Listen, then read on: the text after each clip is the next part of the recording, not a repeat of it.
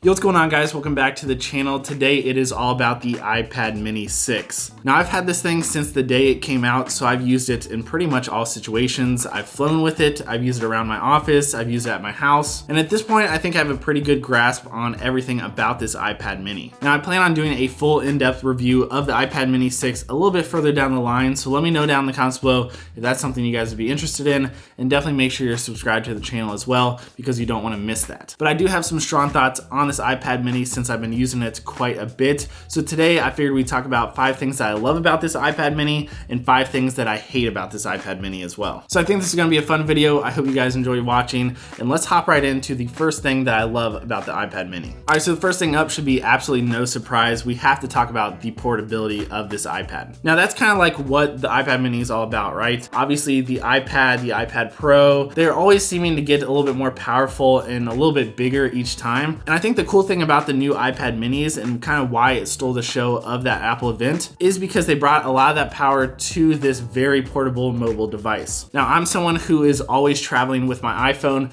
as well as my MacBook Pro. So if I took a larger iPad with me in addition, it just seemed a little redundant. And also, the larger iPads, once you add like a Magic Keyboard to it, it took up a lot of room as well. This thing is super thin, super light. It doesn't take up much room at all. I mean, you can honestly almost fit it into like your pockets of your jeans. So taking this in addition to any other tech that I have with me, pretty much anywhere, whether it be a camera bag, a travel bag, a suitcase, you name it, this thing is super portable and it can go anywhere with you. Next up, it works with the latest and greatest Apple Pencil, which is a really cool touch because I think a lot of people that use their iPad, the Apple Pencil kind of takes their experience to the next level. So whether you be note-taking or drawing over photos, I personally enjoy using the Apple Pencil if I'm editing a photo in Lightroom. It's just a really nice touch that you can use the Apple Pencil with the iPad mini, and it does the same thing where it connects right onto the side and keeps it charged just like that. The next thing I love about this iPad is the Touch ID. So this is actually my first Apple device that I've had Touch ID on the sleep wake button, which is actually really nice, especially these days when we're living in, at least a somewhat masked world still.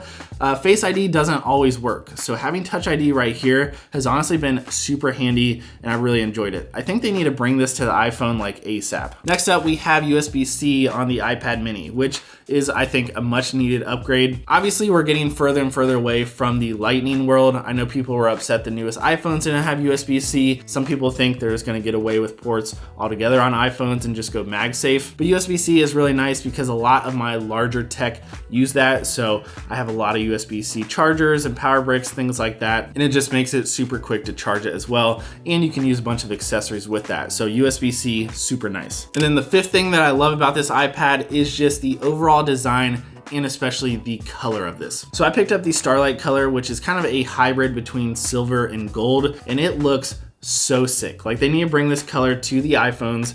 I would love this color actually in a MacBook. I think it would look super clean. And then just the overall design of this. I think some people were wondering, why they put the volume up and down on top of the iPad this time, as well as the sleep wake button. But that's because, the Apple Pencil takes up the whole side of the iPad because this thing is tiny. So I think it actually works out nice. The screen looks good. The border gives you enough room to, hold it and have your fingers not touching the actual touchscreen the entire time. And this thing is crazy thin. I mean, so thin. It's super lightweight, and it's just overall the design of this iPad might be my favorite yet. Just in case you guys didn't know yet, the Starbucks holiday cups are back, and this is the sugar cookie oat milk latte, and it's good. I'd give it like a 9.5 out of 10. So as much as I do love this new iPad mini, there's definitely some things I hate about it, more like things I wish were a little bit better. So let's jump right into those. So first thing you will notice about this iPad is going to be the screen brightness. Now, I think I'm definitely getting spoiled by Apple with just all their amazing displays, especially on these new MacBook Pros, which actually, if you guys haven't seen, I've been dropping a lot of content on these new M1 Max MacBook Pros. They're absolutely amazing. But between that incredible display and the display on the new iPhone 13 Pro Max, Apple is in a league of their own. They are so bright and so crisp, color accurate, all that kind of stuff. And although the iPad mini screen is pretty good, it definitely isn't that bright. I mean, I for sure have the screen brightness on this device at 100% at all times. If you're someone who was going to plan on using this outside in places like that, I don't really suggest this iPad. I don't think the screen is gonna be bright enough for you. But if you're someone, that's always inside, maybe you sit on the couch, your living room, your office, whatever, you'll probably be okay with it, but just be aware that you're gonna have the screen brightness up pretty much all times. Now to go along with that, the second thing that I don't really like about this iPad is the 60 Hertz display. Now I hate that I'm like this because when the iPad Pro came out with the ProMotion display and it had 120 Hertz, I had multiple friends and colleagues and people, you know, YouTubers out there that were saying, wow, you know, 120 Hertz, every device needs that, the iPhones need that, the iPads, everything, right? And I was totally against that. I was like, that's stupid, you don't need that, 60 Hertz is plenty. But again, Apple spoiled me. Ever since I picked up the iPhone 13 Pro Max, I'm now in love with 120 Hertz screens. The ProMotion looks amazing on it. And it's not that the 60 Hertz looks bad on the iPad mini, but when you're coming from 120 Hertz on a device like this, and then you move to the display of the iPad mini, 100% it feels dated.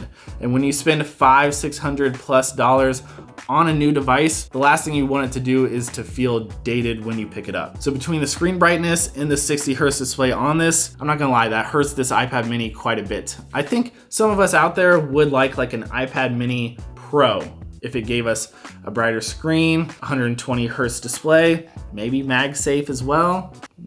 Apple, who knows? All right, so the third thing is going to be that this iPad has no Face ID. Now you might be thinking, Johnny, you just said you're happy it has Touch ID. You're right, I am. But I would like if it had both, honestly. And I think the iPhone should also have both because it's just kind of confusing, right? Because on this Apple device, I have Touch ID on the sleep wake button here, okay? On my MacBook Pro, I have Touch ID on the button up here on the right.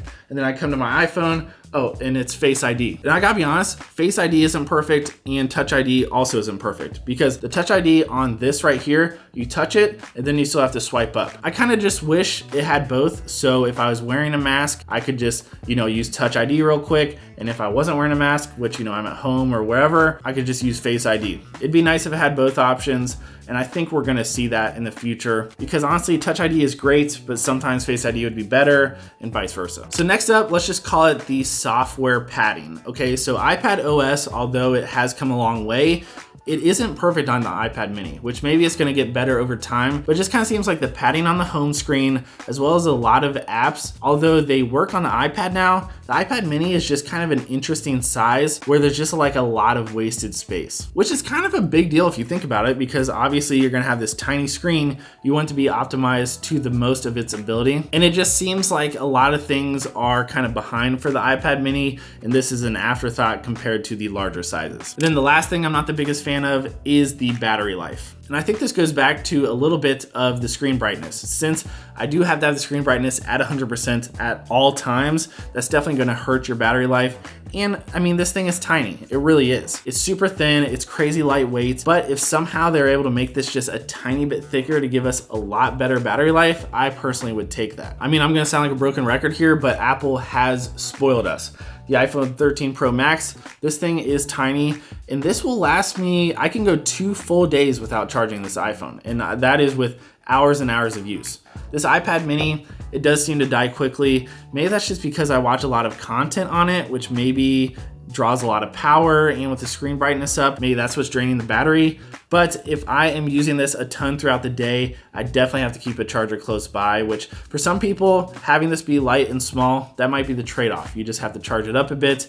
And with the USB-C, you can charge it up pretty quick. But that is just one thing I've noticed whenever I'm using this iPad. I definitely do think about the battery quite a bit. All right, guys, so those are the 5 things that I love and the 5 things that I hate about the iPad mini 6. Let me know down in the comments below if there's anything that I missed. You guys think I'm crazy? Is this the best device ever? Or do you think there's some things lacking as well? And as I mentioned, I think someday we could see an iPad mini Pro. I mean, Apple's just killing it these days in pretty much every aspect. And it really seems like they're listening to people's feedback these days as well. So, I mean, if this iPad right here had a little bit of a better battery life, had a ProMotion display, the screen was a little bit brighter as well, I mean, now we're talking. That is like a device that I think a lot more people would be interested in. But guys, that is gonna be it for me in today's video. I hope you enjoyed watching. If you did, will you please drop this video a thumbs up? If you're new around here, consider subscribing. It helps out me and the channel more than you can even imagine. And you don't wanna miss any tech videos coming very, very soon. But guys, I'm out for now. I'll catch you in the next video.